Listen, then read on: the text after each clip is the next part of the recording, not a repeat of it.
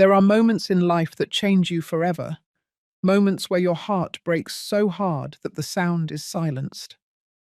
For me, that moment came on a Sunday afternoon when I woke up from a nap and discovered that my own hair had been cut without my permission. My name is Patricia Riley.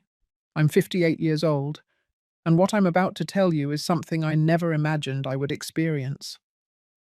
That afternoon, the sun was streaming through my bedroom window. I had slept for barely an hour. I was tired. I had spent the morning preparing a classic turkey and mashed potatoes for Sunday family dinner, just as I always did. My son, Ethan, and his wife, Lauren, lived in the house my late husband left me in the suburb of Westwood, a home with a backyard, bright red bougainvillea vines, and that faint smell of old lumber that never completely goes away. When I opened my eyes, I felt something strange, a different weight on my head. I ran my hands through my hair and it wasn't there. Well, it was there, but not like before. My long hair, which reached my waist and which I had cared for over more than 30 years, was short, very short, shoulder length, uneven, as if someone had taken scissors to it without any care at all. I jumped up. My heart was pounding so hard I thought I might faint. I ran to the bathroom mirror, and there it was. My hair, my beautiful hair that I brushed every morning with almond oil, was mutilated. I walked out of the bedroom, trembling. Ethan and Lauren were in the living room.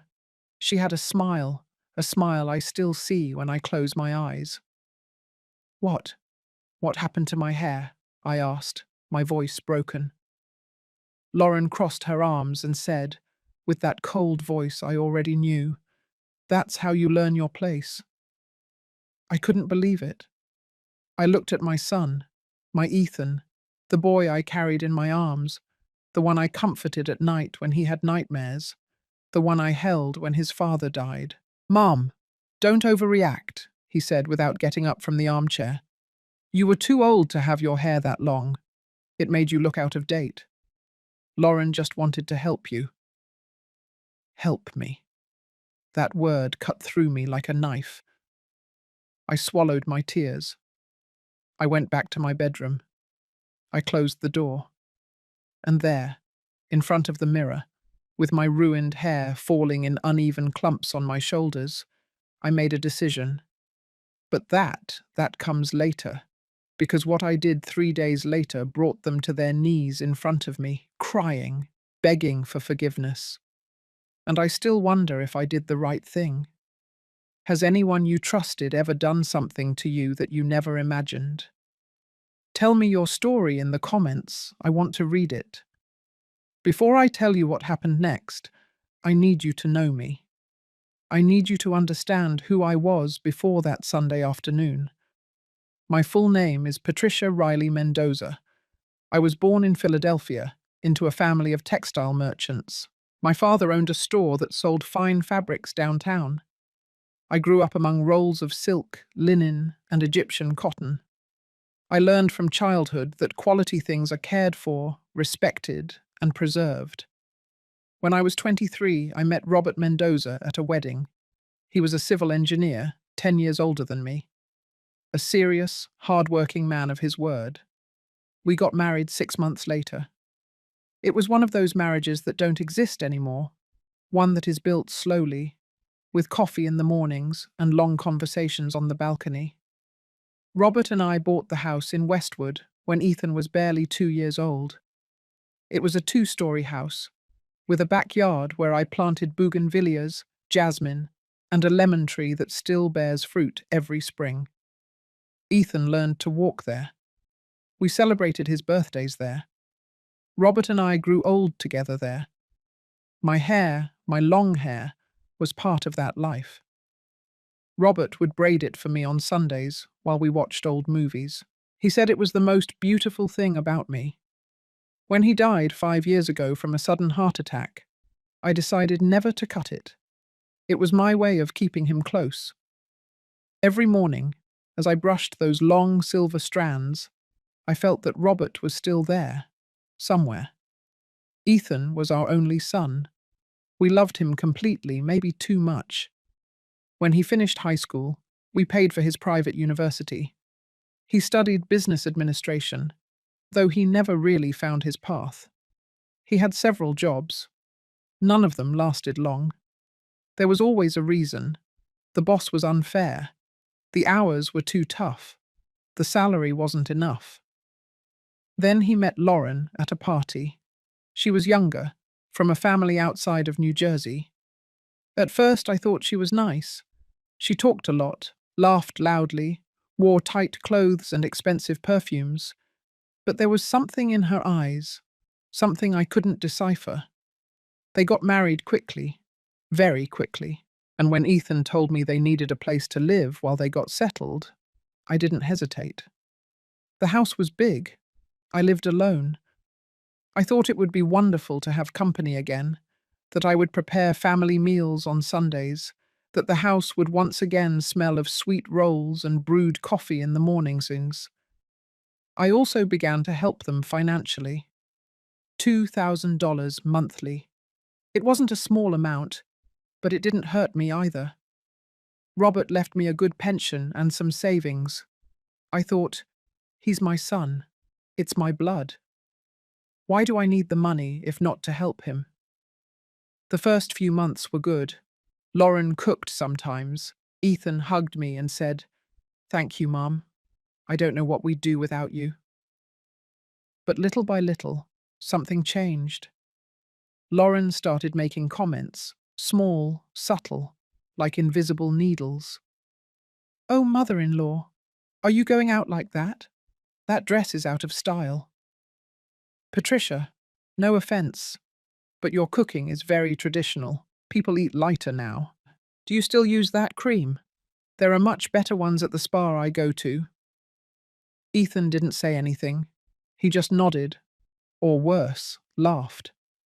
And I kept silent, because a mother always finds a way to justify her children. I thought, they're young, they're stressed, they're adjusting. But that afternoon, when I woke up without my hair and heard those words, cold as ice, "That's how you learn your place," I knew there was no possible justification anymore. Something inside me broke. And when something breaks in a 58-year-old woman who has given everything, who has loved without limits, who has forgiven tirelessly, it doesn't repair in the same way. Did you ever allow someone to cross your boundaries just for love? Write it in the comments. You are not alone. Fractures never happen all at once. They arrive as small cracks in a wall you thought was solid. And when you finally realize it, it's too late. The wall is about to fall. That Sunday night, after what happened with my hair, I didn't leave my bedroom. I didn't go down for dinner. I didn't want to see anyone. I sat on the edge of my bed, my hands trembling, picking up the strands of hair that had fallen onto the pillow. There was so much. Long, silver, soft clumps. 30 years of care, loosely clutched on the white comforter Robert gave me for our 20th anniversary. I heard laughter downstairs. Laughter. Lauren and Ethan were watching television as if nothing had happened, as if cutting a woman's hair while she sleeps was normal, something unimportant. I tried to cry, but I couldn't. There was something stronger than tears. Something cold and dense was settling in my chest. I didn't know what it was yet, but I felt it growing. The next morning, Monday, I got up early. I looked in the mirror again. My hair was still there, short, uneven, like an open wound. I tried to fix it with my hands, but there was no way. I would have to go to a salon. I would have to explain to someone what had happened. And that embarrassed me. How do you tell a stylist that your own daughter-in-law cut your hair while you were sleeping? How do you explain that your son did nothing to stop it? I walked down the stairs slowly. Lauren was in the kitchen, drinking coffee, looking at her cell phone. She was wearing a pink silk robe that I had never seen before. Surely expensive, surely bought with the money I gave them every month. "Morning, mother-in-law," she said without looking up. I didn't answer. I poured my coffee in silence. My hands were shaking so much that I spilled a little on the table. Lauren sighed. "Oh, Patricia, don't take it so personally. It was just hair. It'll grow back." Just hair. 30 years of memories, 30 years of Robert braiding it carefully, 30 years of identity. And to her, it was just hair. I wanted to say something. I wanted to scream that she had no right, that this was my house, that I was supporting them. But the words wouldn't come out. I stood there in front of the stove, feeling the coffee cool in my hands. Ethan came down half an hour later. He was freshly showered, wearing that cologne he always used and which I bought him every Christmas. He saw me and smiled. "Morning, Mum. Sleep well?" Sleep well. As if nothing, as if my life hadn't changed the day before. "Ethan," I said with the firmest voice I could manage, "I need to talk to you." He poured himself orange juice. He sat down at the table. "Tell me. What happened yesterday, what Lauren did, was not okay." Lauren looked up from her cell phone. Her eyes narrowed. "What wasn't okay, mother-in-law? Helping you look better? Getting rid of that outdated old lady look?" "You didn't ask my permission," I said, feeling my voice break. "You came into my bedroom while I was sleeping. You cut my hair without my consent. That's not helping, that's—" "That's what?" Lauren asked, standing up. "Violence? Abuse? Please, Patricia, don't exaggerate. I did you a favor. And if you can't see that, the problem is yours." I looked at Ethan. I waited for him to say something, to defend me, to say, "Lauren, my mum is right. What you did was wrong." But he didn't say any of that. "Mum," he said in a tired tone, "seriously, that's enough. It's over. Don't turn this into a drama. Lauren just wanted to help you. Besides, you were too old to have your hair that long. It was, I don't know, weird. Weird. My hair, my identity, my way of keeping Robert alive. It was weird. I felt something detach inside me, like when an old root lets go of the earth, and there's no way to plant it again." I didn't say anything else. I went upstairs. I grabbed my purse. I left the house. I walked to the avenue and took a cab. I asked the driver to take me to the hair salon, where I had been going for years. A small, discreet place, where Mrs. Martha always treated me with kindness. When I walked in, Martha saw me and her face changed. "Oh, Patricia, what happened?" I told her everything, word for word. And as I spoke, I felt the tears finally begin to fall. I cried as I hadn't cried in 5 years, since Robert's death. Martha didn't say anything. She just hugged me. Then she sat me down in the chair. She washed my hair with warm water and lavender oil, and she began to fix it. "We can't save everything," she said softly, "but I'm going to make it look the best I can." When she finished, I looked in the mirror. It wasn't me anymore. Or rather, it was a version of me I didn't know. The short hair, barely below my ears, made me look different, older, vulnerable, but also something else, something I didn't understand yet. "Thank you, Martha," I said. She squeezed my shoulder. "Patricia, listen to me closely. I've seen a lot in my life, and what they did to you is not normal. It's not love, it's control. And if you don't set boundaries now, they are going to keep taking pieces of you until there's nothing left." Her words stayed with me all the way back home.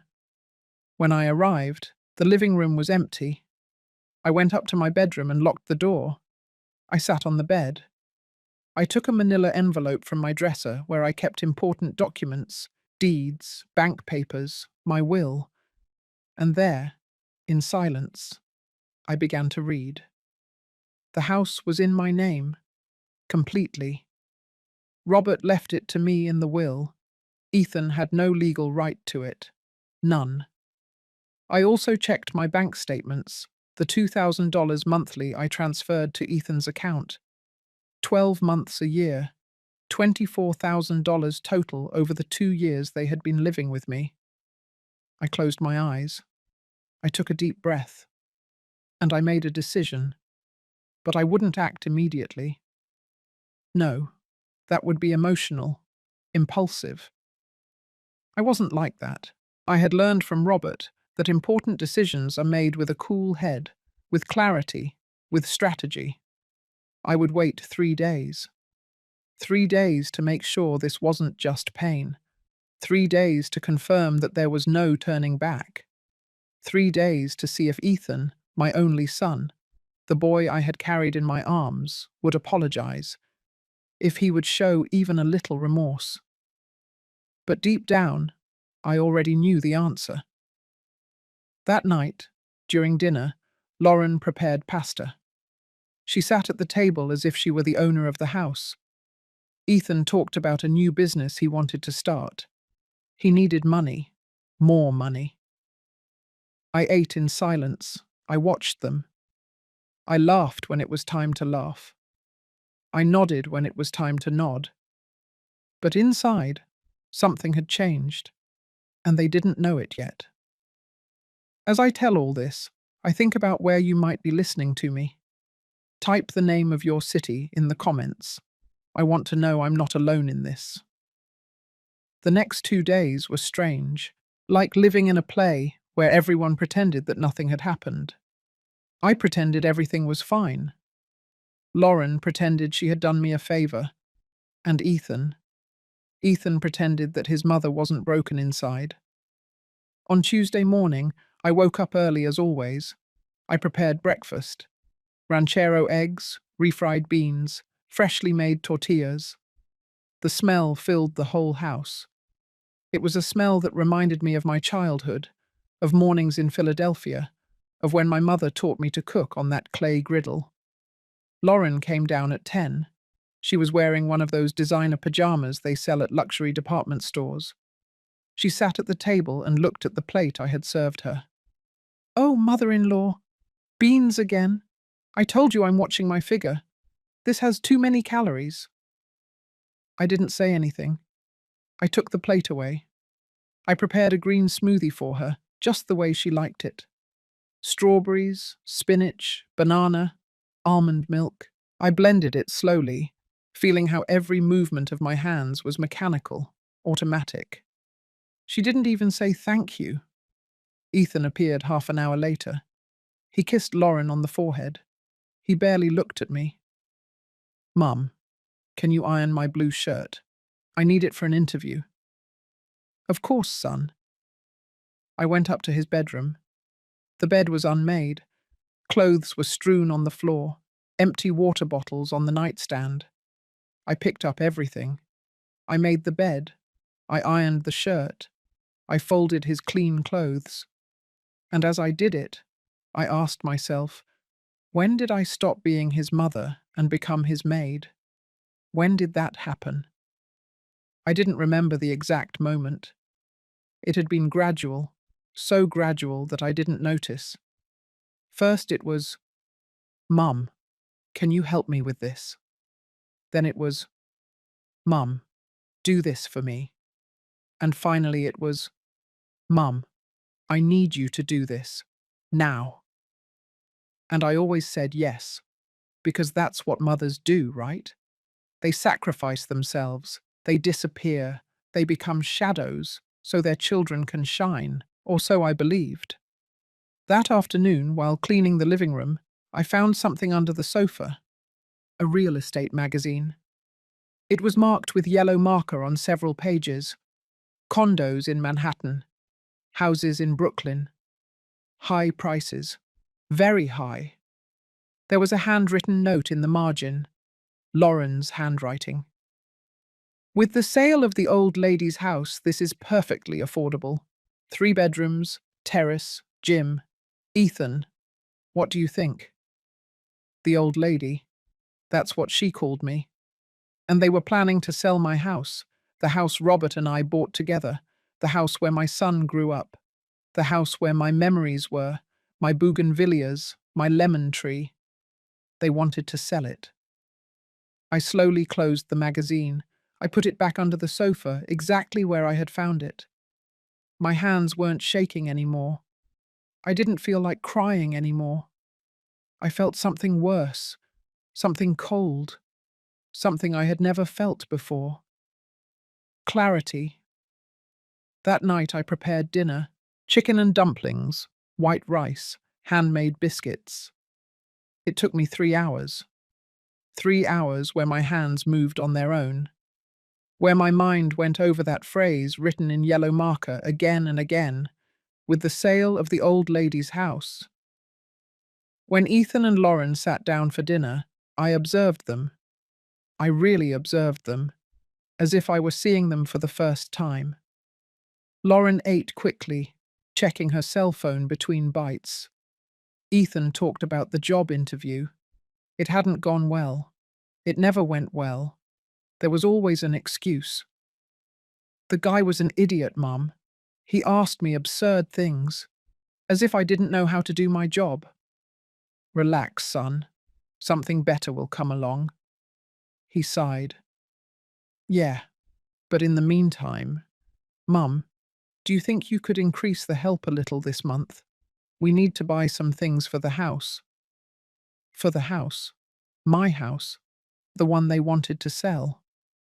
I smiled. How much do you need? I don't know. About $500 extra.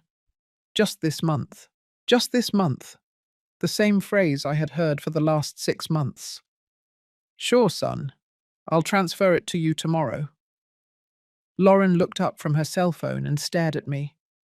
There was something in her eyes, something close to triumph, as if she had won something. Thank you, mother-in-law. You're very generous. Generous. We finished dinner. I cleared the dishes. I washed everything. I cleaned the kitchen. I went up to my bedroom. And there, sitting on my bed, I took out the documents again. The deeds, the bank statements, Robert's will. There was a letter, too. A letter Robert left me before he died. He had written it when he knew his heart was failing, when he knew he didn't have much time left. I opened it carefully. I hadn't read it in months. My dear Patricia, if you are reading this, it is because I am no longer with you. And although it hurts me to leave you, I know you are strong. Stronger than you think. I leave the house to you because it is yours. We built it together. It is your sanctuary. Don't let anyone take it from you. Not even Ethan. Love him. Guide him. But don't let him consume you.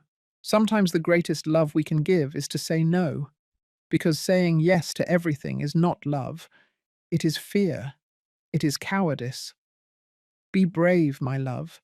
Be the woman I always admired.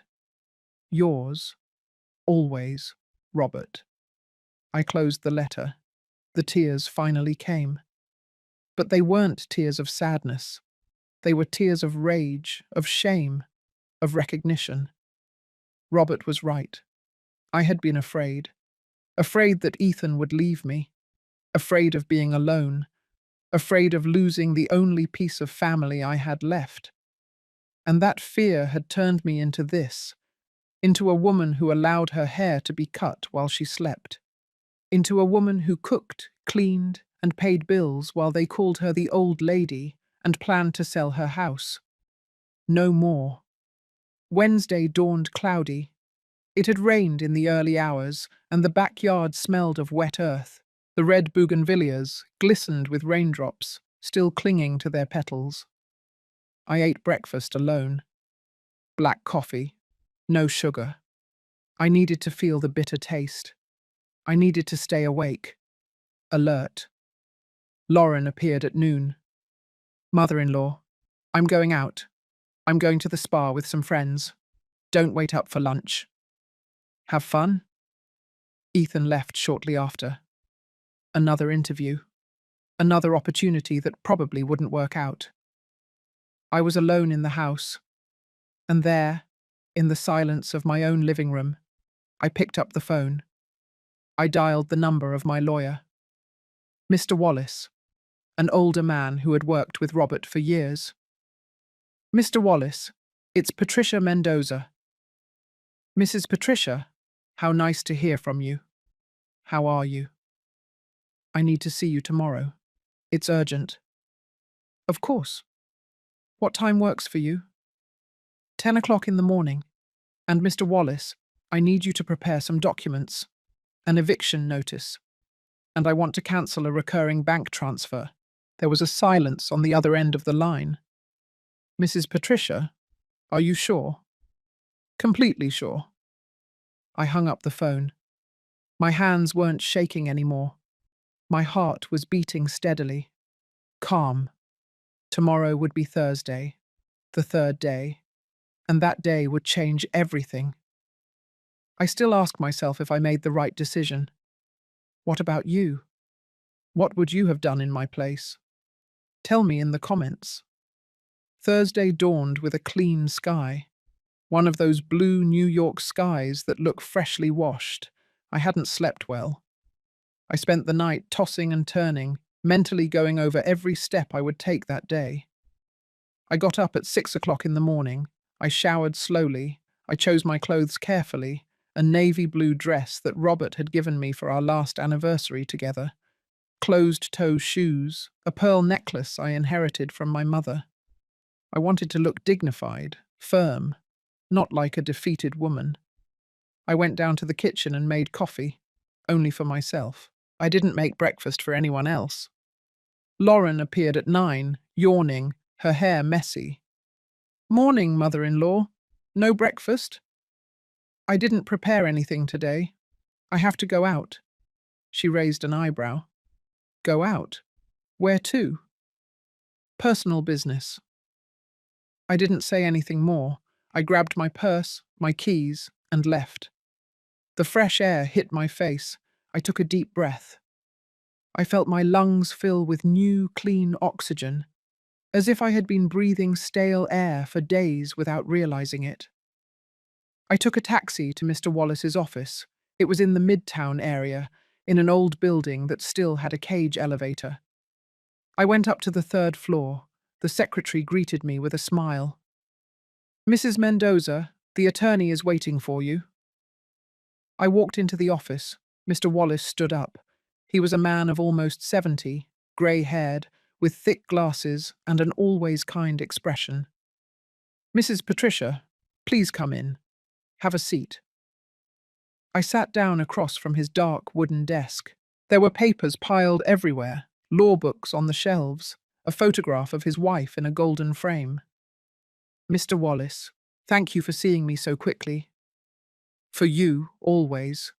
Besides, I must confess that your call worried me. You never ask for anything urgently. I took a deep breath. I need you to prepare 2 documents. The first is an eviction notice. I have 2 people living in my house without a lease agreement. I want them to leave. He picked up his pen. He began to write. Names? Ethan Mendoza Riley, my son, and Lauren Campus Mendoza, his wife. The pen stopped. The attorney looked up. Your son? Yes. There was a long silence. I could see him processing the information, trying to understand what had happened for a mother to reach this point. Mrs. Patricia, are you sure? A decision like that is complicated, emotionally complicated. I am sure. May I ask what happened? I told him everything.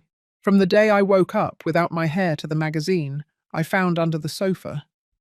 I told him about the $2,000 a month, about how I felt in my own house, about what they called me, about how they planned to sell it.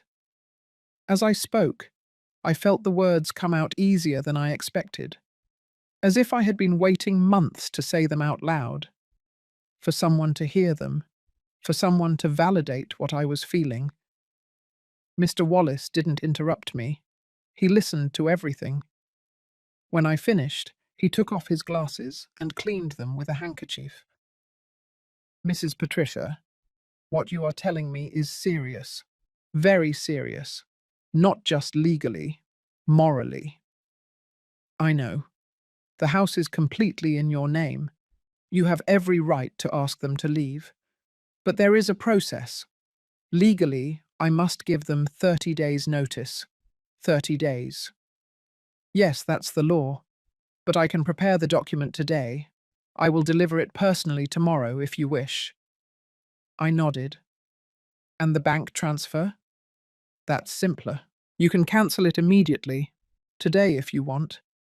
I just need you to sign an authorization, and I will take care of everything with the bank.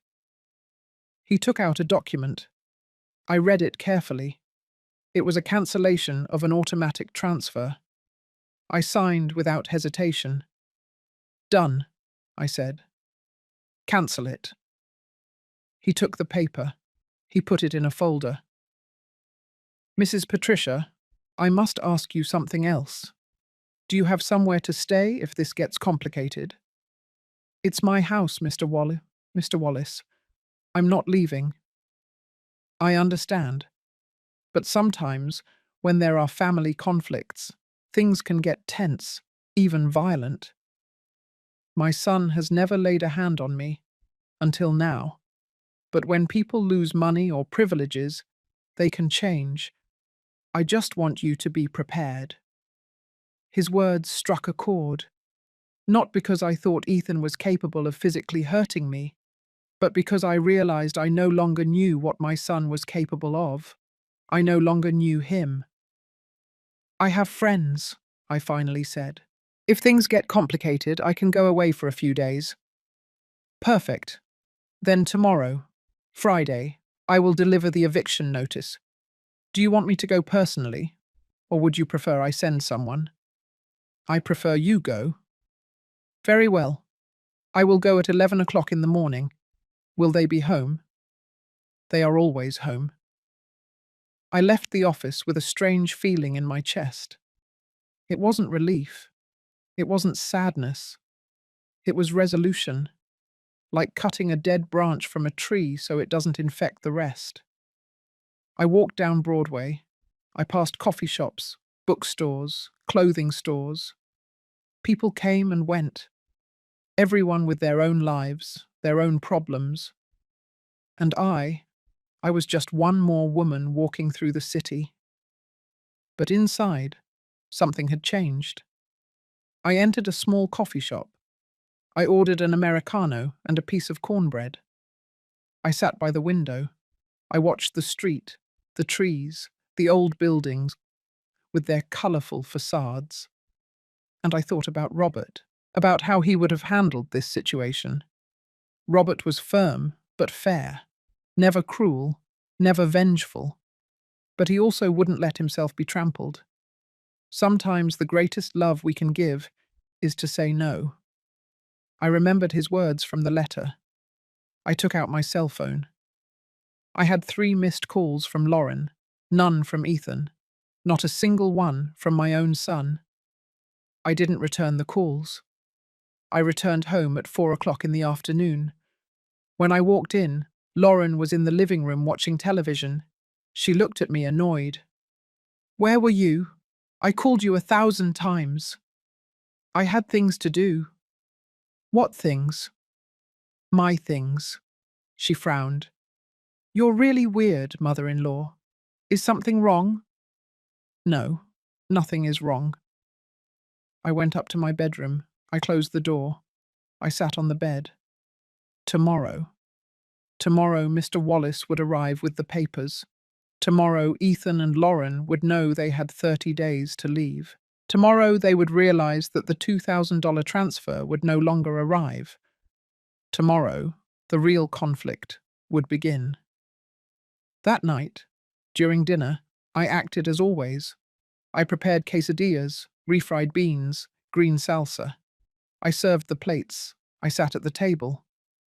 Ethan talked about a new project, a business idea he had. He needed investment. He needed money. Mum, I've been thinking, if we sell this house and buy something smaller, we could use the difference to invest. I could start a business, something that finally works. Lauren nodded enthusiastically. Yes, mother-in-law. There are super nice condos in Manhattan. More modern, more practical. This house is too big for you alone anyway. For me alone, as if they didn't live here. We'll see, I said simply. We'll see? Lauren looked at me strangely. What is there to see? Ethan is right. This house is too much, and you don't need it. I took a sip of water. I looked at both of them. My son, the woman he had chosen, and I felt nothing, neither love nor hatred, just distance. We'll talk about it tomorrow, I said. And in my mind, I added, tomorrow you will know that none of this belongs to you. Not the house, not my money, not me. I went to sleep early. For the first time in days, I slept deeply, without nightmares, without tears, because I knew that what was coming was inevitable, and I was ready. Have you ever had to set a boundary so huge that it hurt your soul? Tell me about it. I need to know I'm not crazy for doing this. Friday dawned with a clear sky. I don't know if it was the sky which had that golden tone you only see in October, or if it was me who had changed, but something in the air felt different, like before a storm, when everything is too quiet, and you know something big is coming. I got up at 6:30 in the morning. I took a long bath. I let the hot water fall on my back while I thought about everything that was about to happen. I dressed carefully again. Beige linen pants, a white cotton blouse, comfortable shoes. I wanted to look serene, in control. I went downstairs and made coffee. Only for myself. I no longer felt obligated to cook for them. I no longer felt obligated to anything. I sat in the dining room facing the window that looked out onto the backyard. The red bougainvilleas swayed in the breeze. The lemon tree had new fruits, small, green, promising. That tree had survived droughts, frosts, pests, and it kept bearing fruit every year. I would survive this too. At 9 o'clock in the morning, Lauren came downstairs. She was wearing a peach-coloured satin robe. Her hair was pulled up in a messy bun. Mascara was smudged under her eyes. Morning, mother-in-law. Is breakfast ready? I didn't make anything. She huffed. Oh, what is wrong with you now? Are you mad or something? I'm not mad. Then why are you acting so weird? You've been acting super strange for days. Is it still about the hair? Just get over it, Patricia. It was just hair. Just hair. That phrase again. I didn't respond. I drank my coffee in silence. She poured herself cereal straight from the box, without a bowl. Standing in front of the refrigerator, as if this were her house, as if I didn't exist. Ethan appeared at 10. He was in sweatpants and a t-shirt. His hair was messy. He smelled of expensive cologne, the one I bought him every month. Morning, he said, yawning. Mum, can you make me some eggs? Not today, son. I have a visitor. A visitor? Who is coming? Mr. Wallace. Ethan frowned. Dad's lawyer? For what? Legal matters. What legal matters? You'll know when he arrives. Lauren stopped chewing. She looked at me with suspicion. Legal matters? What are you talking about, Patricia? You'll find out in a little while. I got up from the table. I went up to my bedroom. I needed to be alone for a few minutes before the attorney arrived. I needed to mentally prepare myself for what was coming. I sat on the edge of my bed. I looked around. This room had been my refuge for 30 years. I had slept here with Robert. I had cried his death here. I had dreamed here. I had been cut here while I slept. I couldn't continue living like this. I couldn't continue to be invisible in my own house. At 11 o'clock sharp, the doorbell rang. I walked down the stairs slowly. Ethan and Lauren were in the living room, now looking curious, worried. I opened the door. Mr. Wallace was there, in his grey suit, with his leather briefcase and his serious expression. "Good morning, Mrs. Patricia." "Good morning, Mr. Wallace. Come in." He walked in. Ethan stood up. He extended his hand. "Mr. Wallace, how good to see you. How are you?" "Well, Ethan. Thank you." "What brings you here?" The attorney looked at me. I nodded. "I've come to deliver some documents. May we sit down?" Of course," Ethan said, confused. We all sat down in the living room. I was in the individual armchair. Ethan and Lauren on the large sofa. The attorney in the other armchair, with his briefcase on his lap. He took out 2 envelopes, one for Ethan, the other for Lauren. "These are for you," he said in a firm but kind voice. "They are official documents. I recommend you read them carefully." Ethan took the envelope. He opened it slowly. He took out the papers. He began to read. And I watched his face change, how it went from confusion to surprise, from surprise to shock, from shock to disbelief. "What is this?" he asked in a trembling voice. "An eviction notice?" Lauren snatched the paper from his hands. She read quickly. Her eyes widened. "You're kicking us out? You're kicking us out of your house?" "It's not your house," I said calmly. "It's my mum's house." "And yes," I said, "I'm asking you to leave." "What?" Lauren stood up. "This is crazy. You can't do this. We're family." "Family?" I repeated the word as if tasting it for the first time. Is family cutting someone's hair while they sleep? Is family calling me the old lady? Is family planning to sell my house without my permission? Lauren paled. "What are you talking about?" "I found the real estate magazine under the sofa, with your handwriting, with the sale of the old lady's house. Perfectly affordable. Does that ring a bell?" She opened her mouth. She closed it. She didn't say anything. Ethan was still seated, with the paper in his hands, reading and rereading, as if he couldn't believe what it said. "Mom! Mom! This can't be serious. We're your family. I'm your son." "I know, Ethan. You are my son, and that's why it hurts so much to do this." "Then why? Why are you doing it?" His voice broke. "If the hair thing bothered you, Lauren can apologize. If she said something that offended you, we'll fix it. But this is too much." "Too much?" I stood up. "Do you know what's too much, Ethan? Too much is living in my house without paying rent. Too much is receiving $2,000 every month without working. Too much is treating me like I'm a maid. Too much is planning to sell my house behind my back." "We never planned to sell anything," Lauren yelled.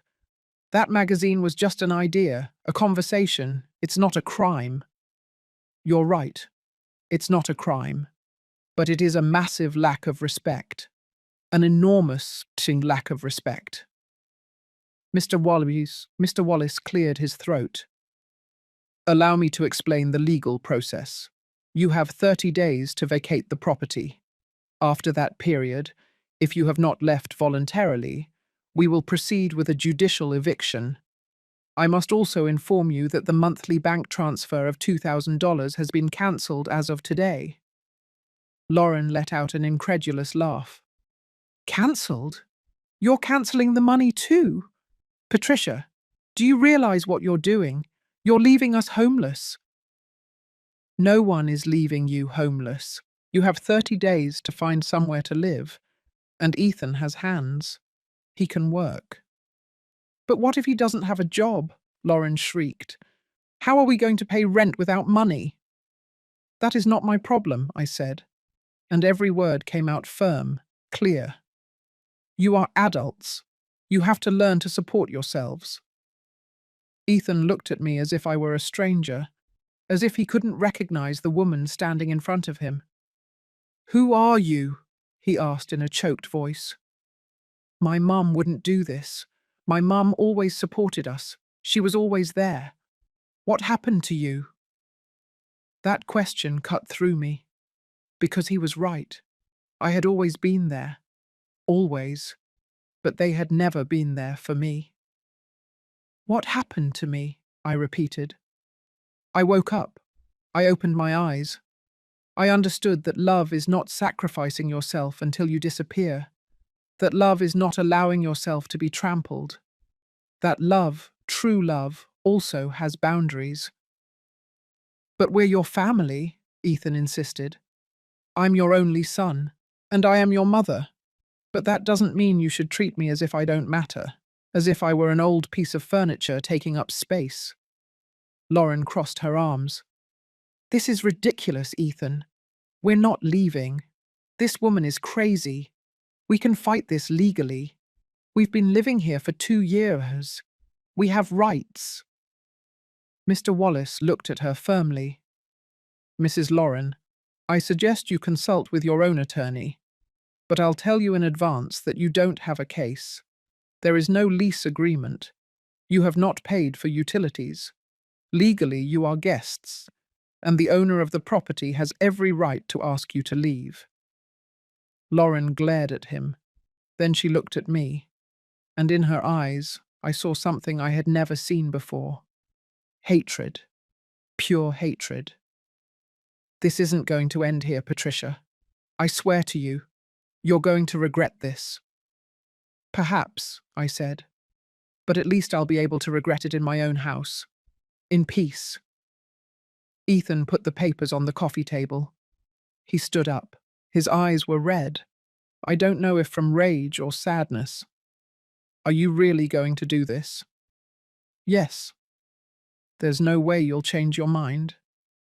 No. He nodded slowly, as if accepting something he didn't want to accept. Okay, then I guess I have nothing more to say. He went up the stairs. I heard his bedroom door slam shut. Lauren pointed a finger at me. You're going to end up alone. You know that. Completely alone. And no one is going to be there when you get old and sick. No one. I prefer to be alone than in bad company, I replied. She let out a bitter laugh. She grabbed her purse. She slammed the front door shut as she left. The silence that remained was dense, heavy, but also liberating. Mr. Wallace stood up. Mrs. Patricia, are you okay? I nodded. Yes, I'm fine. You did the right thing. I know it's not easy, but you did the right thing. Thank you, Mr. Wallace. If you need anything at all, you call me. All right? All right. I walked him to the door. When he left, I closed it slowly. I locked it. And there, standing in the entryway of my own house, I allowed myself to breathe, to really breathe. I didn't cry. I didn't feel like crying. I felt relief, like taking off a shoe that has been pinching all day, like letting go of a weight you had been carrying without realizing it. I went up to my bedroom. I lay down on the bed. I closed my eyes. And I thought about Robert, about how he would be proud of me, about how he would say, "Well done, my love. Well done." That afternoon, Ethan did not leave his room. Lauren returned at dusk. I heard them talking loudly, arguing, searching for solutions that didn't exist. I stayed in my bedroom, reading, drinking chamomile tea, watching the sky turn orange and pink outside the window. And for the first time in a long time, I felt like the owner of myself. At 9 o'clock at night, someone knocked on my bedroom door. "Mum?" It was Ethan. "Come in." He entered slowly.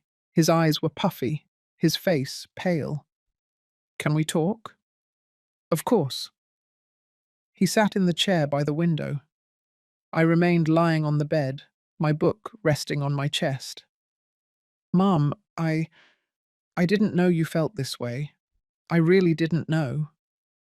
"You didn't know I was hurt that my hair was cut without my permission?" "Yes, well, that. But I thought you would get over it quickly. I thought you were exaggerating." "I wasn't exaggerating, Ethan. That hair was important to me. It was my connection to your father. It was my identity. And Lauren cut it as if I didn't matter. And you defended her." He looked down.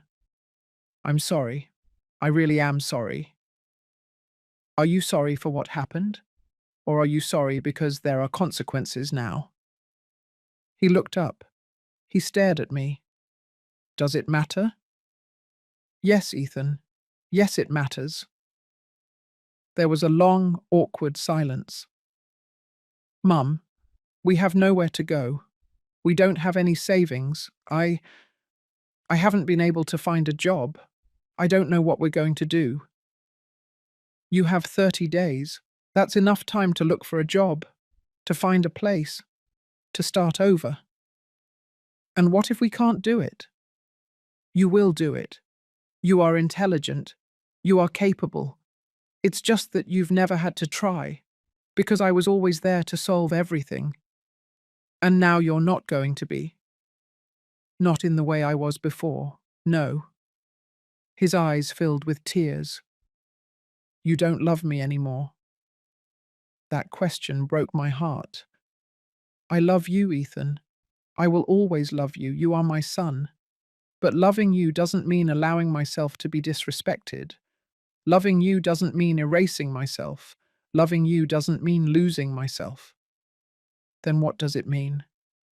"It means letting you grow, letting you fall, and trusting that you can pick yourself up alone." He wiped his tears with the back of his hand. "I don't know if I can." "I know you can." He stayed seated there for a few more minutes. Then he stood up. "Mum, is there any way to fix this? To make you reconsider?" I thought about it. I really thought about it. "Maybe, but not now. Now I need you to leave. I need my space. I need my house. I need my life back." He nodded. He left without saying anything else. And I stayed there, in my bedroom, feeling something inside me settle, like broken bones finally beginning to heal. Outside, the night was full of stars. The lemon tree swayed in the wind. The red bougainvilleas shone under the moonlight. And I, Patricia Riley, 58 years old, felt that I was finally finding my way back to myself. Do you think I was too harsh? Or do you think I did the right thing? I need to know what you think. Leave me your comment. The following days were like living in a divided house, them in their world, me in mine. We shared the same roof, but we breathed different air. On Saturday, Ethan and Lauren left early. They didn't tell me where they were going. I didn't ask. I took the opportunity to clean the house, not because I had to, but because I needed to keep my hands busy. I needed to feel like I was doing something productive, while my mind processed everything that had happened. While dusting the living room furniture, I found more things. A receipt from an expensive restaurant in Beverly Hills, $300 for a single dinner, a bag from a luxury boutique on Fifth Avenue, $2,500 on clothes, all paid for with the credit card I had given them for emergencies. Emergencies. I put the receipts in a box, not to complain to them, not to fight, just to remind myself that I had made the right decision. That afternoon, while watering the plants in the backyard, my friend Roberta arrived. Roberta and I had known each other for 20 years. She was a middle school teacher, a widow like me, a 62-year-old woman with completely white hair and a contagious laugh. I had told her on the phone what was happening, and she, without me asking, showed up with a bag of pastries and a thermos of coffee. "I came to keep you company," she said simply. We sat in the backyard, under the shade of the lemon tree. The afternoon sun made everything shine with a golden light. The red bougainvilleas seemed more alive than ever. "How are you?" Roberta asked. "I don't know. Sometimes I feel like I did the right thing. Other times I feel like I'm the worst mother in the world." "You are not the worst mother in the world, Patricia. You are a mother who finally set boundaries, who finally realized that she matters too." "But he's my son, Roberta. My only son. And you are his only mother. But that doesn't mean you have to sacrifice yourself until you disappear." I took a sip of coffee. It was perfect, with the exact amount of sugar. Roberta always knew how I liked it. "Do you know what the worst part is?" I said. "That Ethan hasn't even really apologized. He came to my room yesterday. He cried. He said he didn't know what to do. But he never said, 'Mum, forgive me. I was wrong. I failed you.' Because he still doesn't understand. He still thinks that you are the one who is wrong, that you are the one who is being unfair. And what if he's right? What if I'm the one who is wrong?" Roberta took my hand. "Patricia, look at me. Do you think it's okay for someone to cut your hair while you sleep? No. Do you think it's okay for them to plan to sell your house without your permission? No. Do you think it's okay for them to live off your money without working and without even thanking you? No. Then you are not wrong. You are setting boundaries, and boundaries hurt, especially when you never set them before." She was right. Roberta was always right. We stayed there until the sun began to set, until the sky was painted orange and purple, until the first stars appeared. When she left, I felt less alone, less crazy, less guilty. On Sunday, Lauren came looking for me. I was in the kitchen preparing chamomile tea when she walked in. Her hair was down. She had no makeup, with an expression I hadn't seen on her before. Something like vulnerability? "Mother-in-law, I need to talk to you." "Tell me." She sat at the table. She played with her nails, perfectly manicured nails, with a French design and glitter, surely done at an expensive salon. I I know things haven't been good between us. No, they haven't been good. And I want you to know that, well, that I understand why you're mad." "I'm not mad, Lauren. I'm disappointed. There's a difference." She looked down. "The hair thing was a mistake. I admit it. I shouldn't have done it." "Why did you do it?" There was a long silence, so long that I thought she wouldn't answer. "Why?" "Because I was jealous." That answer took me by surprise. Jealous? Of what? Of me? Of how Ethan loves you? Of how he always talks about you? Of how he always uses you as an example? My mum did this. My mum said that. My mum cooked better. Always you. And I just wanted him to see me, to value me. For the first time since all this began, I saw Lauren for what she really was, an insecure woman, a woman who competed with a ghost, a woman who didn't know how to build her own space without destroying others. "Lauren, I was never your competition. I never wanted to be." "I know, but that's how I felt. And when I saw you with that long hair, so perfect, so cared for, so Yours. I wanted to take it away from you. I wanted you to feel what I felt. Small, insignificant. And now? How do you feel now? Scared. We don't have money. We have nowhere to go. Ethan is desperate. He cries at night. He doesn't sleep. He doesn't eat. And me, I don't know what to do. You can both look for work. We are trying, but no one will hire Ethan. And me? I've never worked a formal job. I studied graphic design, but I never practiced. I always depended on my parents, then on Ethan, now on you. Then it's time for you to learn. It's time for both of you to learn. She looked up. Her eyes were red. Is there no way you can forgive us, give us another chance? I thought about it. I really thought about it. Perhaps, someday, but not now. Now I need you to leave. I need to reclaim my space, my life, my dignity. And what if we can't do it? What if we end up on the street? You won't end up on the street. You have family, friends, resources. You just have to stop expecting me to solve everything. Lauren nodded slowly, stood up. Before leaving, she stopped at the door. Mother-in-law, Patricia, I'm sorry, I really am sorry. I know, and I think it was true. I think she did feel it. But sometimes apologies arrive too late, when the damage is already done, when the trust is already broken. The following days passed in a tense calm. Ethan and Lauren began to pack, slowly, with resentment, with pain. I watched them from afar. I didn't offer help. I didn't offer advice.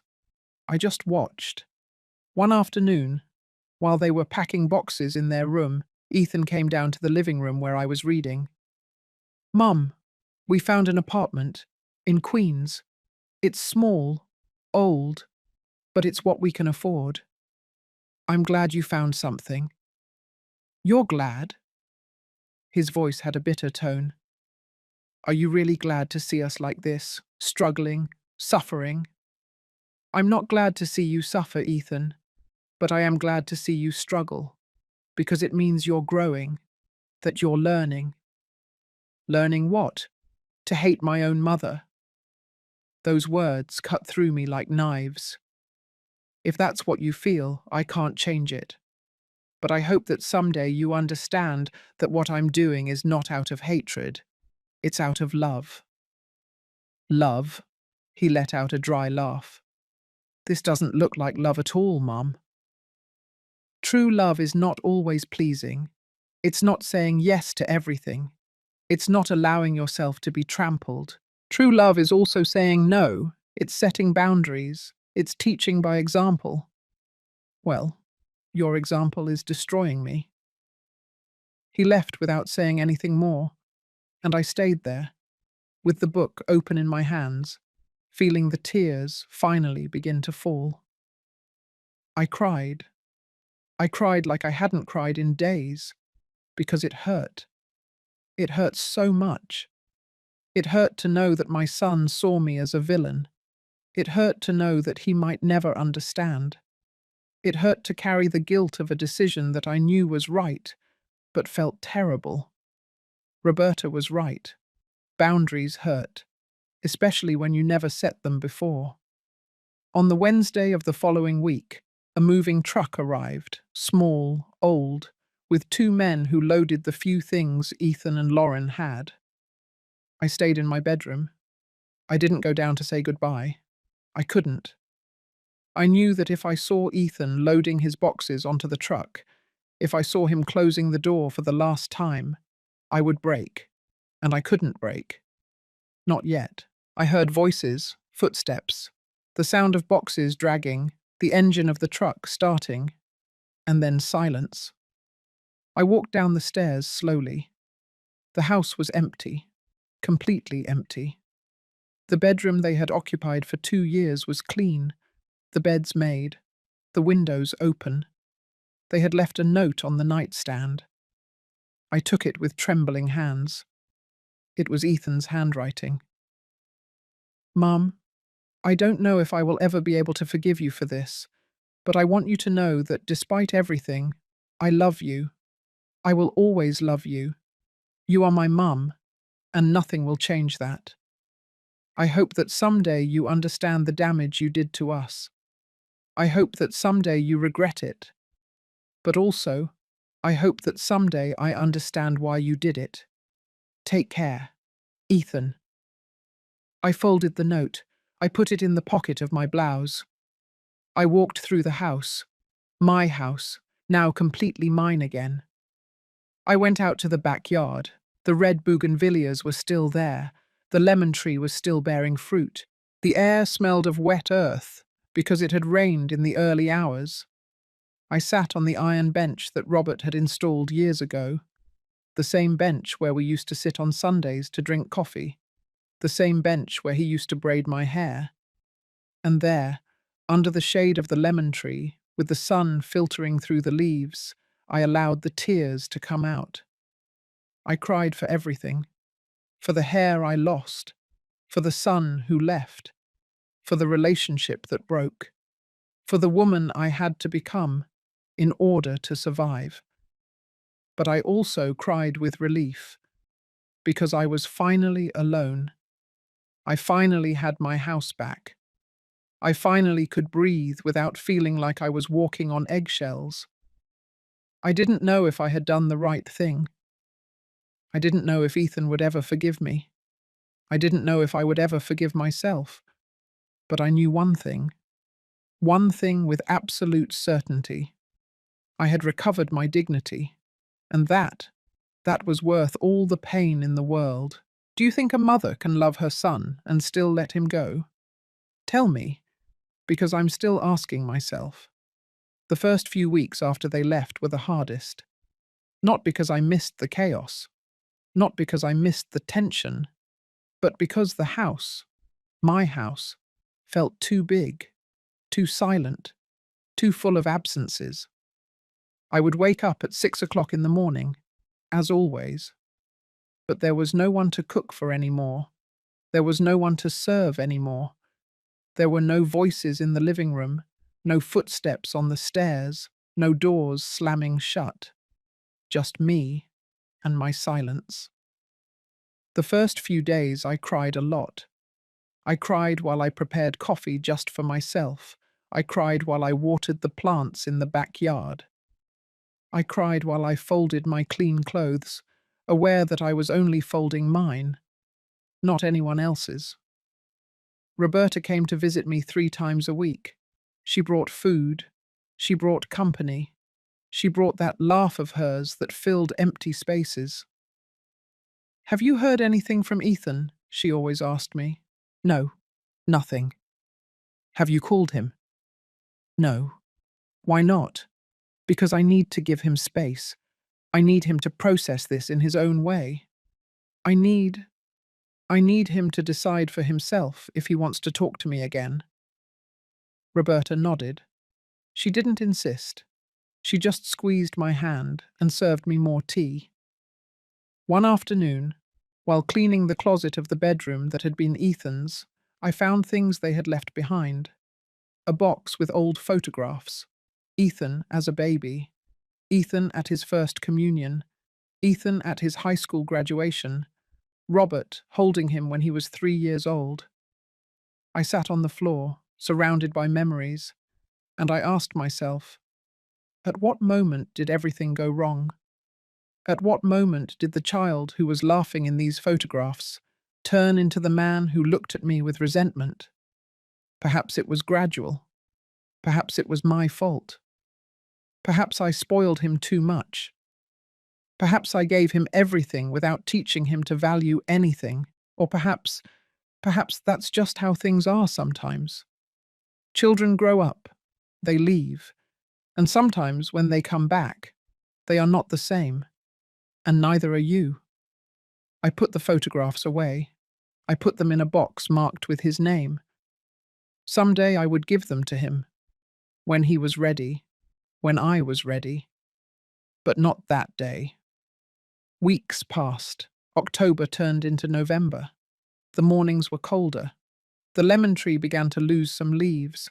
The bougainvilleas continued to bloom, stubborn, beautiful, resilient. I began to create a new routine. I got up early. I did yoga in the backyard as the sun rose. I prepared breakfasts just for myself. I read. I painted watercolors, something I had abandoned years ago. I visited museums. I went to coffee shops alone and enjoyed my own silence. Slowly, very slowly, I began to feel whole again, as if I had been broken for so long that I no longer remembered what it felt like to be complete. One Saturday morning, while having coffee in the backyard, my phone rang. It was an unknown number. I hesitated. I almost didn't answer, but something made me respond. Hello? Mrs. Patricia Mendoza? Yes, that's me. Good morning. I'm calling from the city hospital. We have a patient who has you listed as an emergency contact. Ethan Mendoza Riley. My heart stopped. What happened? Is he okay? He suffered a car accident. Nothing serious, but he has some bruises and a fractured arm. He's stable. He's asking for you to come. I'm on my way. I'm coming right now. I hung up. I grabbed my purse, my keys. I ran out.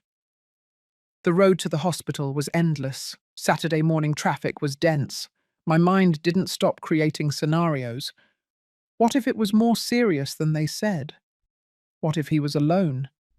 What if he needed surgery? When I arrived at the hospital, I ran to the emergency room. I gave his name.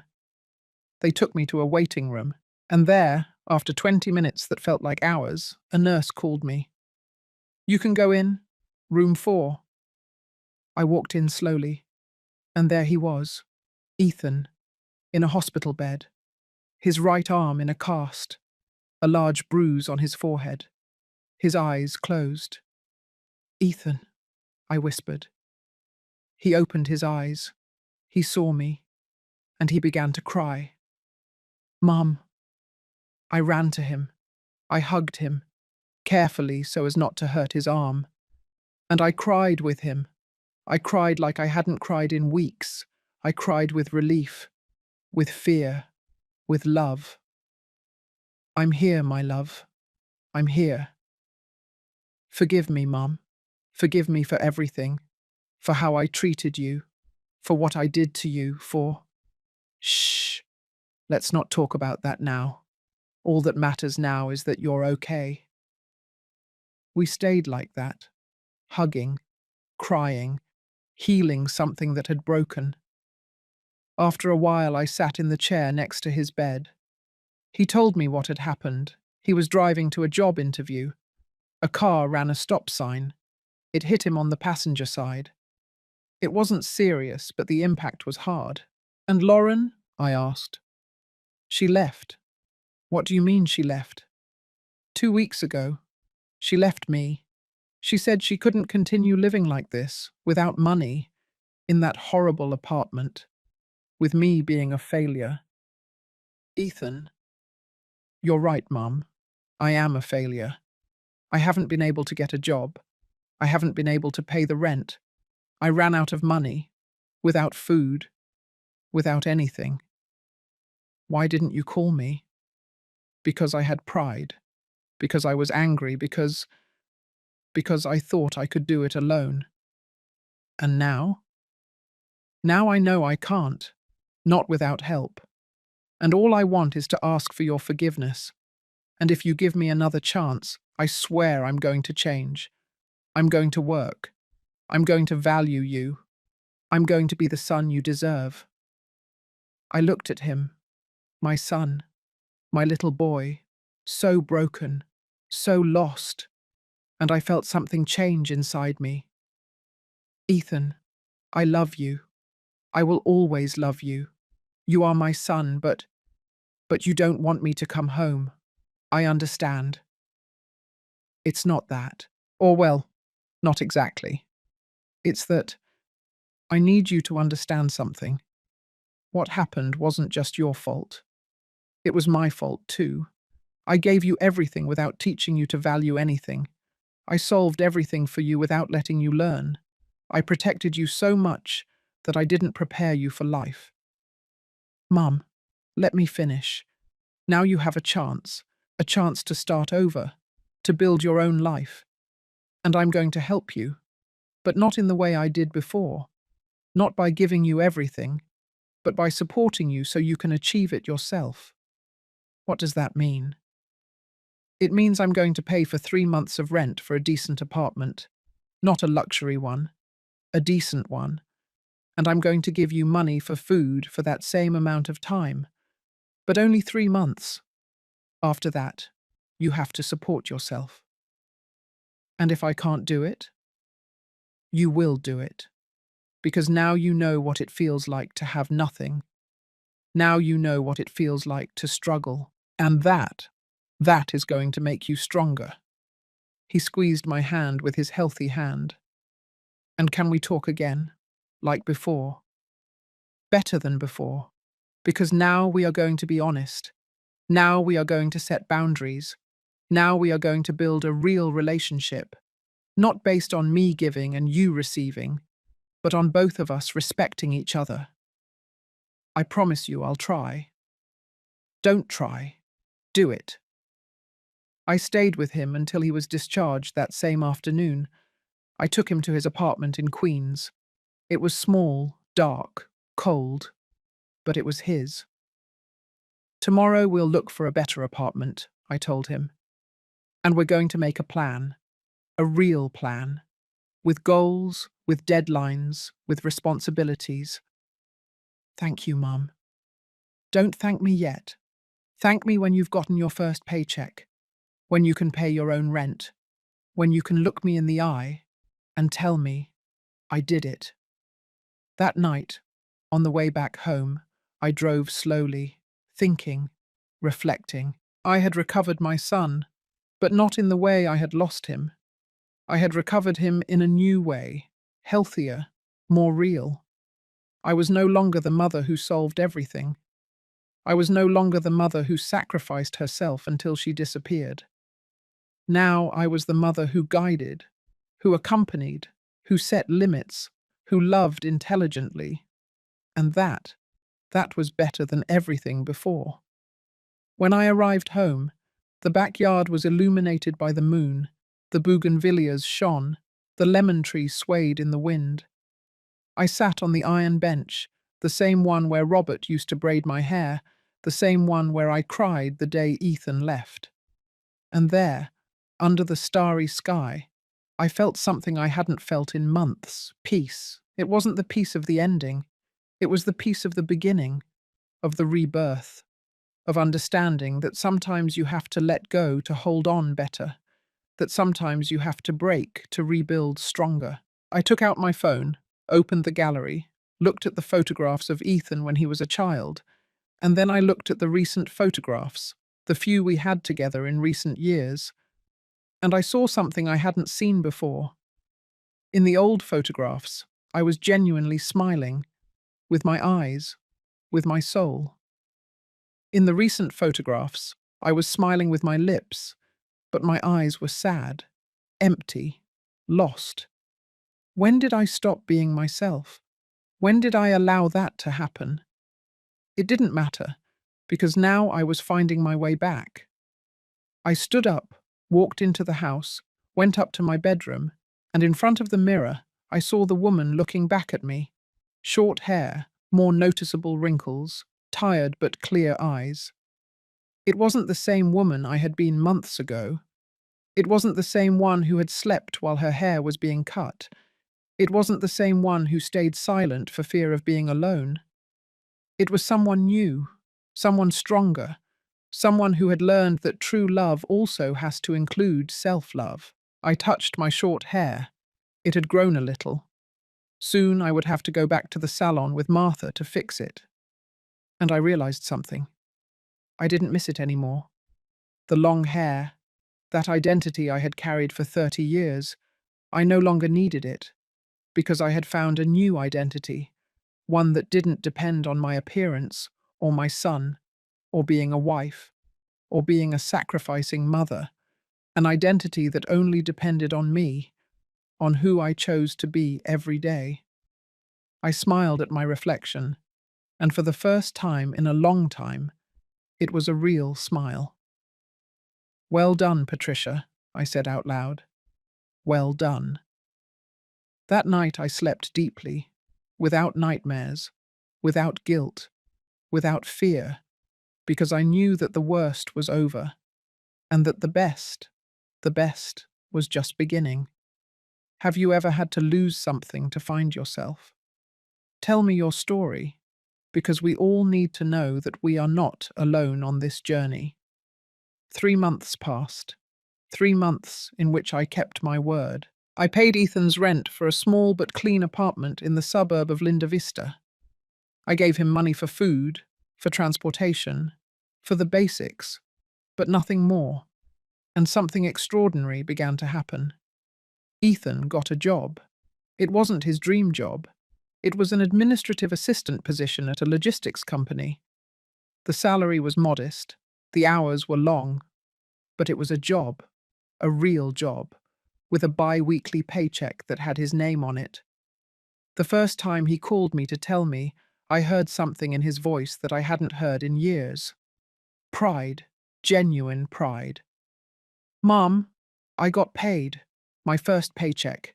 It's not much, but it's mine. I earned it. I'm proud of you, son. And Mom, I want to invite you out for lunch. Something simple, a diner near my job. But I want to treat you with my money." That lunch was one of the most important moments of my life. Not because the food was special. It was chicken soup with rice at a neighborhood diner. But because I saw my son pay the bill with his own money, with money he had earned through his effort, and I saw how his eyes shone, as if he had conquered the world. "You know what the best part is," he told me as we walked back to the subway. "That now when I get to the apartment, tired, with a sore body, I feel complete, as if I'm finally doing something worthwhile. Because you are, Ethan. You're building your own life." Yes, and Mum, I want to apologize, again, because now I understand. Now I understand what you tried to teach me. That money is not just money. It's effort. It's time. It's sacrifice. And I never valued it. I never valued everything you did for me. I hugged him right there, in the middle of the street, with people walking around us. "I forgive you, son. And I forgive myself too, for not having taught you this sooner." We began to see each other every week. Sometimes he would come to the house. I would prepare food for him, and he would pack it in containers for the week. Other times I would go to his apartment, and I was surprised to see how he had transformed it.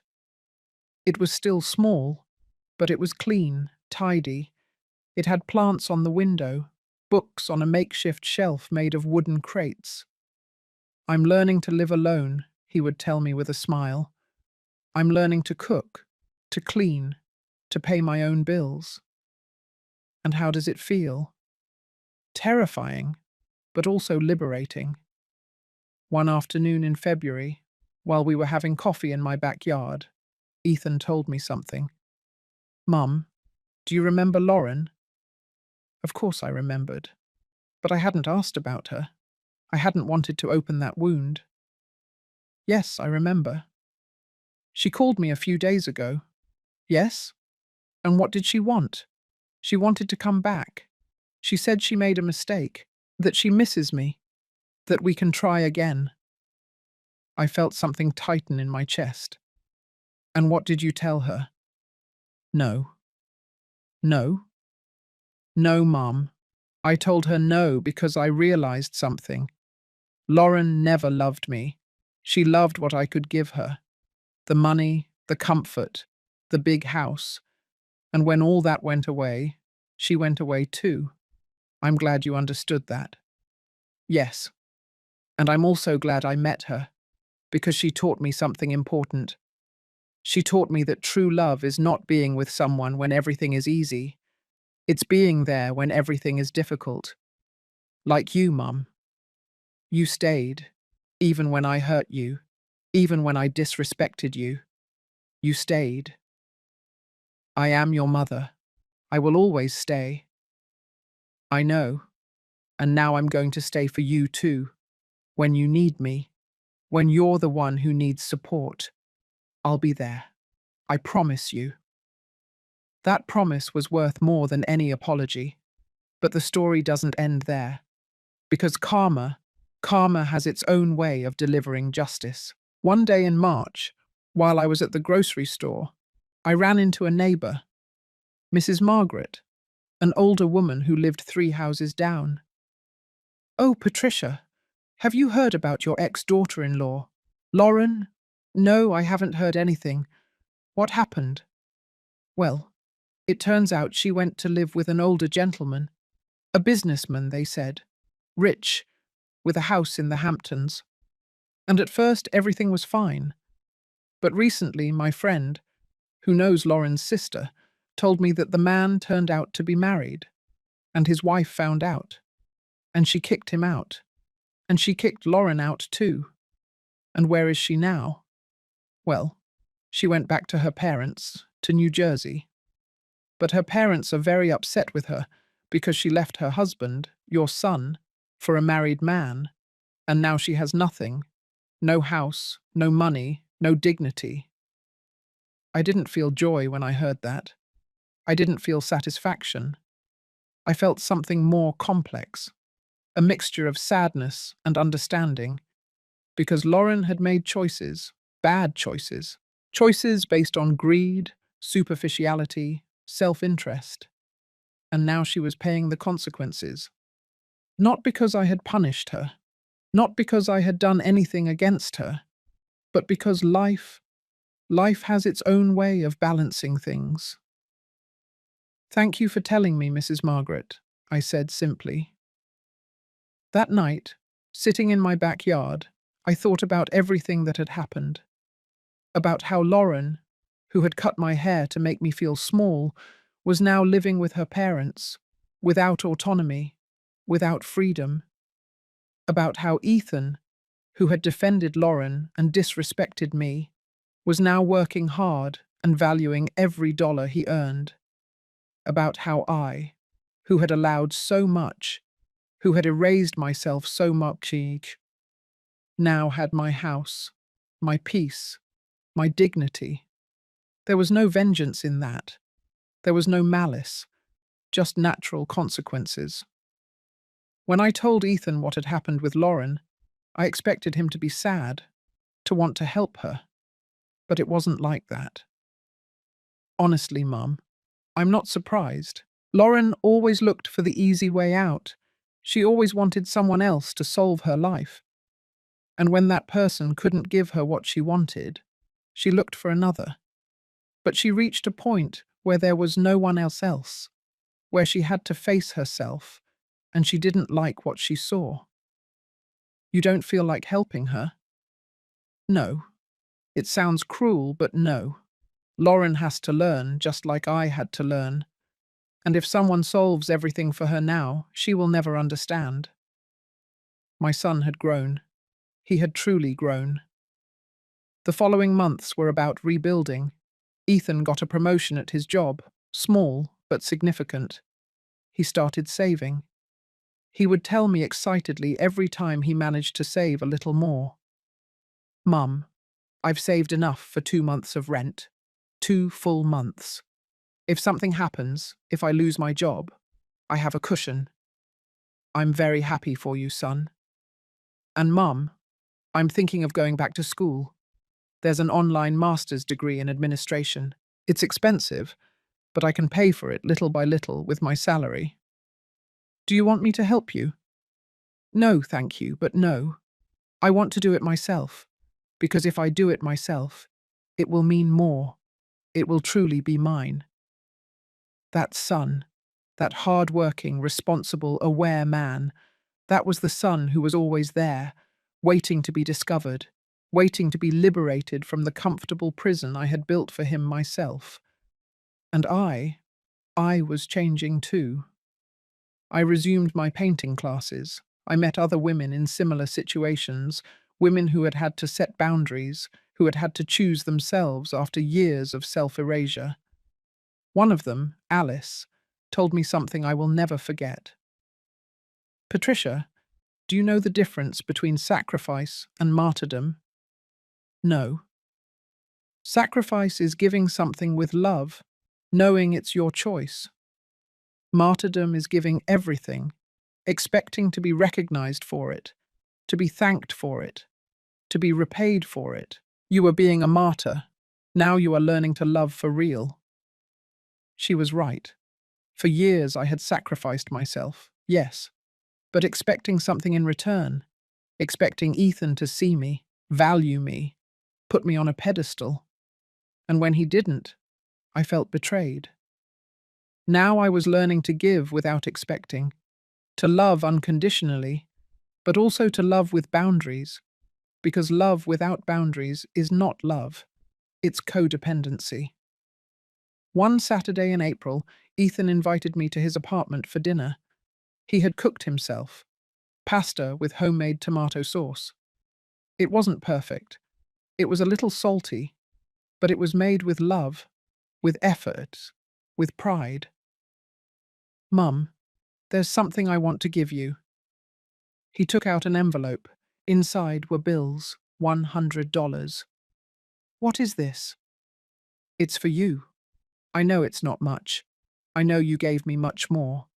But it's what I can give you now. And I want to give it to you because I want you to know that I'm learning, that I'm growing, that someday I'll be able to pay back everything you did for me.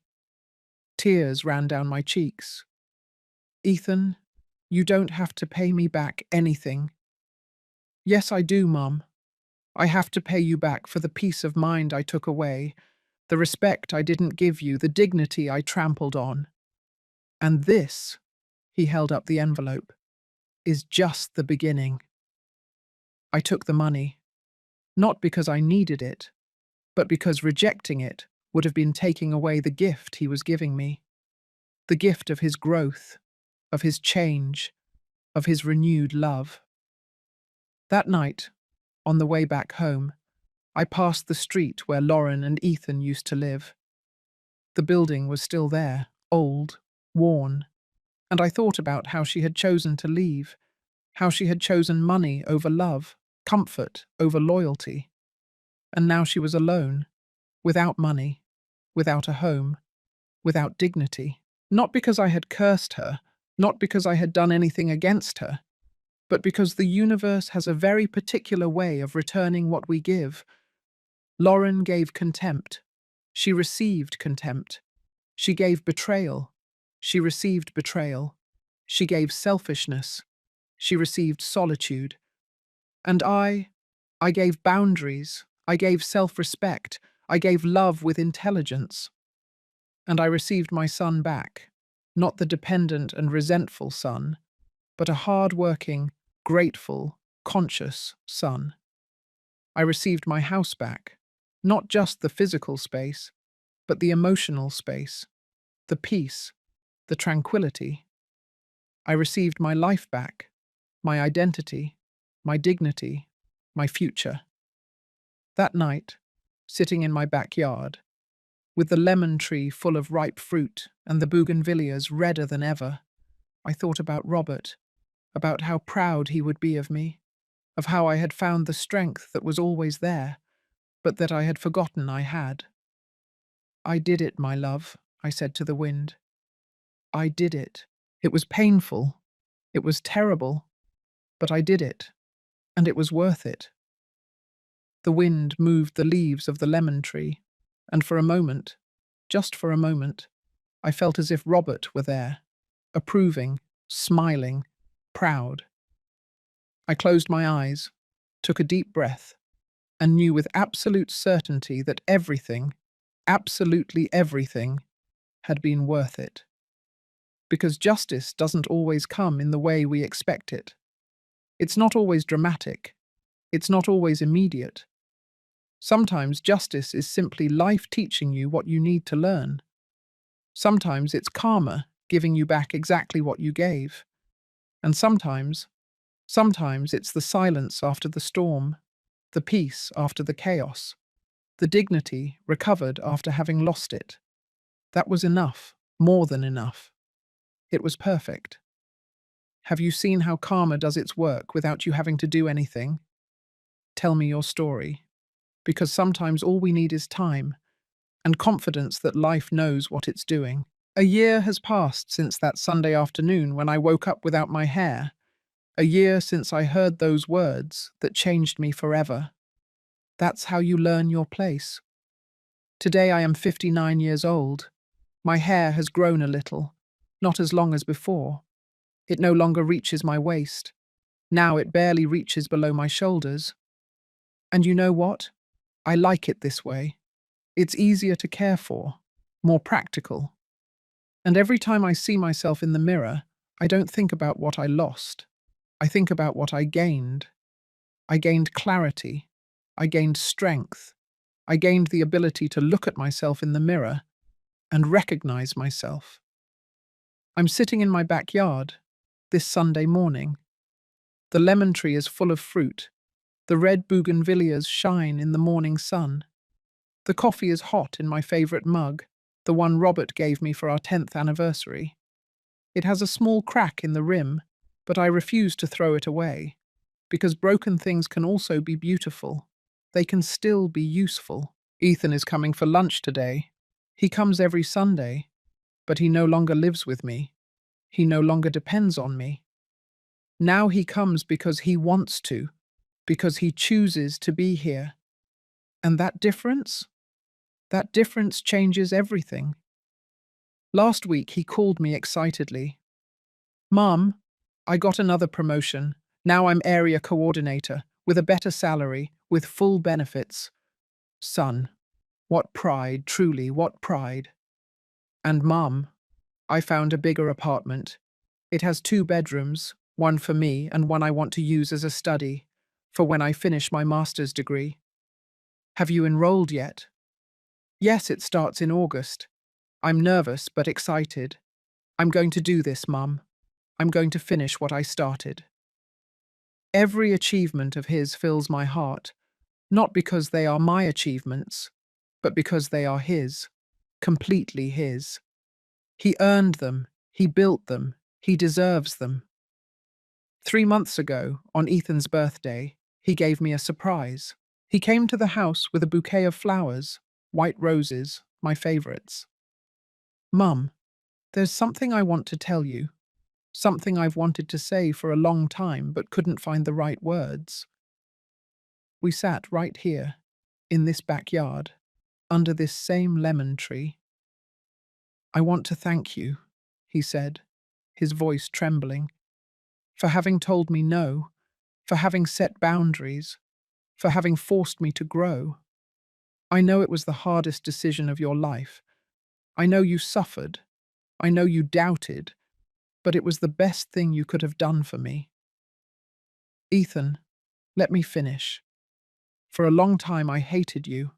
I saw you as a villain, as a cruel mother who abandoned me when I needed her most. But now I understand. Now I understand that you didn't abandon me. You freed me. You freed me from the prison I had built for myself, the prison of comfort, of dependence, of victimhood." Tears ran down my face, down his too. "And I want you to know that I admire you, that you are the bravest woman I know, because it is very easy to give everything. It is very easy to sacrifice yourself without limits, but it is very difficult to say no when you love so much. It is very difficult to let go when you are so afraid of losing." I hugged him. I cried on his shoulder as I hadn't cried in months. "I love you, son. I will always love you. And I love you, Mom, more than I can express." That day I understood something fundamental.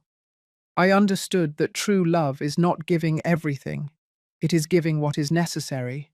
It is knowing when to hold and when to let go, when to hug and when to step away. Roberta still visits me. Now she not only comes to comfort me, she comes to celebrate with me, to laugh with me, to plan trips with me. "Patricia, We should go to Arizona, you and I, a whole week, eat some great American food, visit the national parks, walk around the old towns. You know what? Yes, let's go.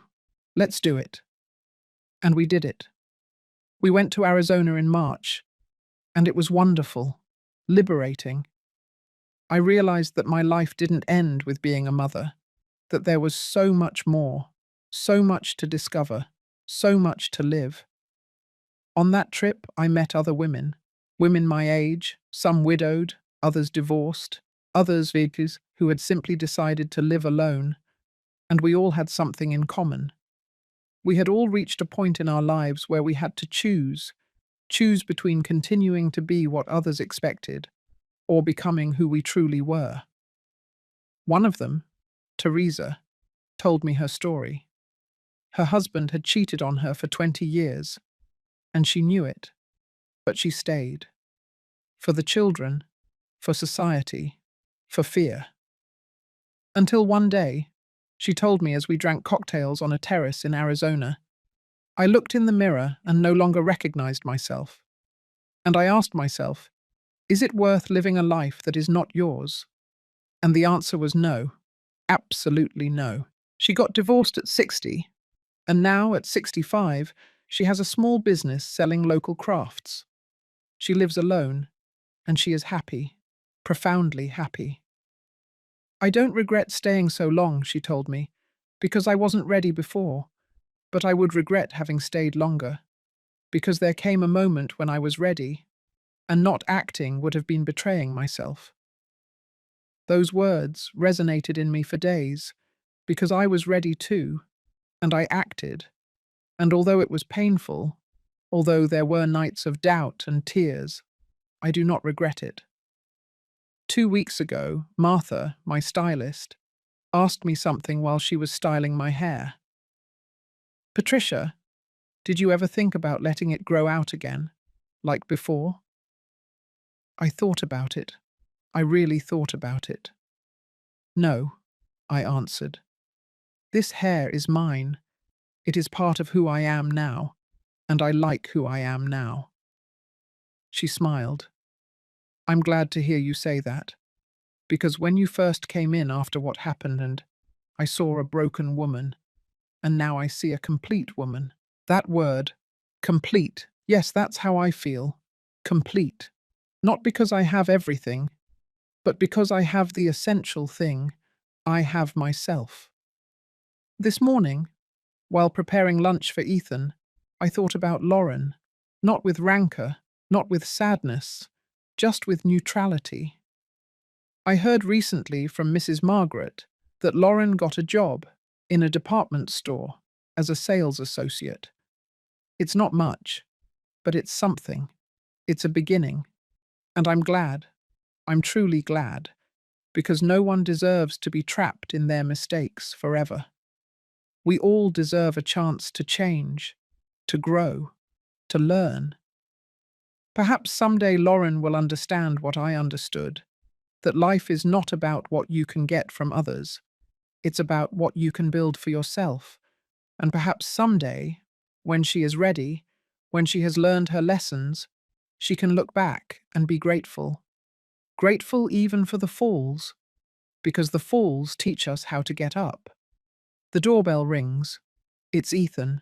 He arrives early, as he always does now, because he learned to value time, not to take it for granted. I open the door. He brings flowers again, and a bag with pastries from an artisanal bakery. Hi, Mom. It smells delicious. What did you cook? Turkey and mashed potatoes. The best in the world. We go in together. He sets the table while I serve the food. And there is something beautiful in this simplicity, in this new routine, in this relationship rebuilt from stronger foundations. During the meal, he tells me about his job, about his colleagues, about his future plans. And I listen to him. I really listen to him, without interrupting, without advising unless he asks me to, without trying to solve his problems, because that is no longer my role. My role now is to accompany, to be present, to celebrate his achievements and to comfort him in his falls, but not to live his life for him. "Mum," he says suddenly, "there's something I want to ask you.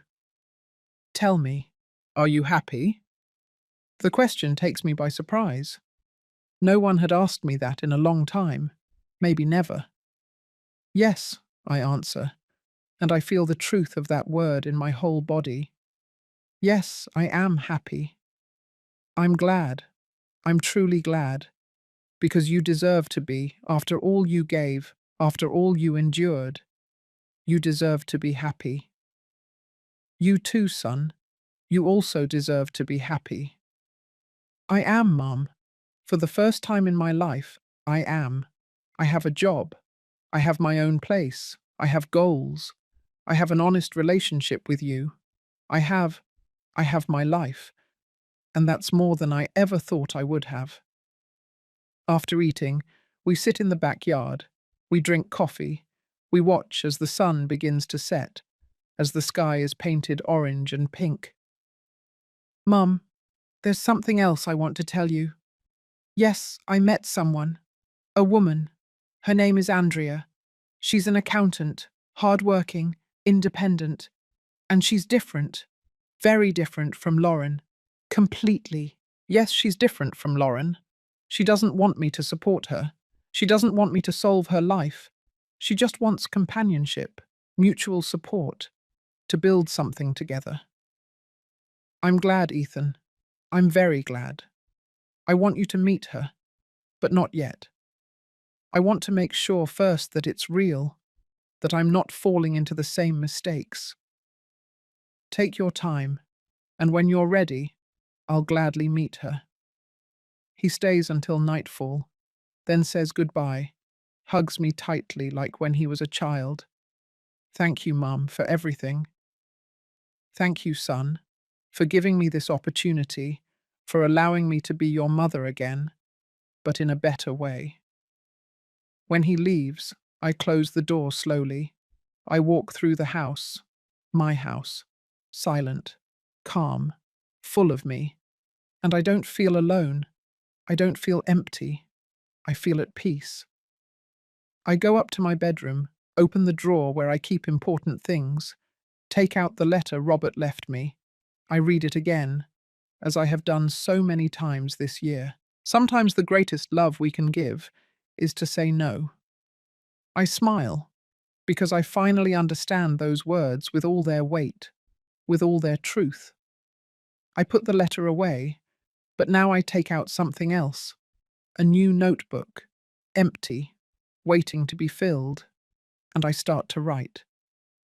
"Dear woman who is reading this, if my story reached you, it is probably because you needed to hear it, because you probably also erased yourself. You sacrificed yourself until you disappeared. You allowed yourself to be disrespected for fear of being alone. I want you to know something that took me 58 years to learn. Your worth does not depend on how much you give. It does not depend on how much you sacrifice. It does not depend on how much you endure. Your worth exists simply because you exist, because you are human, because you deserve respect, dignity, love, and true love never asks you to disappear. True love celebrates you, respects you, includes you. If someone in your life makes you feel small, insignificant, invisible, it is not love, it is control, it is abuse, it is manipulation, and it is okay to say no. It is okay to set boundaries. It is okay to choose yourself. You will not be a bad mother for setting boundaries with your children. You will be a wise mother who teaches them that respect is mutual. You will not be a bad wife for demanding dignity. You will be a woman who knows her worth. You will not be a bad daughter for prioritizing your well-being. You will be a woman who understands that you cannot give from emptiness. And if you are afraid, that's okay. Fear is part of the process. But don't let fear paralyze you. Don't let fear steal years of your life that you will never recover. Because in the end, when you look back, you will not regret the times you chose yourself. You will regret the times you didn't. This is my story, my truth, my lesson, and if it helps even just one woman to open her eyes, to find her strength, to recover her dignity, it will have been worth it. Every tear, every moment of doubt, every sleepless night, everything will have been worth it. With love, Patricia Riley Mendoza, 59 years old, widow, mother, and finally myself. I close the notebook. I put it on my nightstand. Tomorrow I will continue writing it.